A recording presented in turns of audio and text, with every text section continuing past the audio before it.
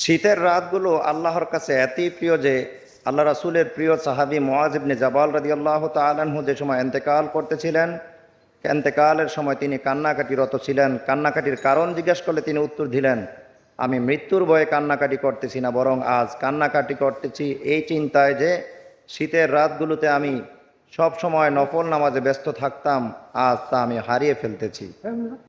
কেউ যদি মনে করে তার নেক আমল দ্বারাই সে জান্নাতে চলে যাবে, তাহলে এটা তার ভুল ধারণা। তবে হ্যাঁ, অবশ্যই নেক আমল করতে হবে।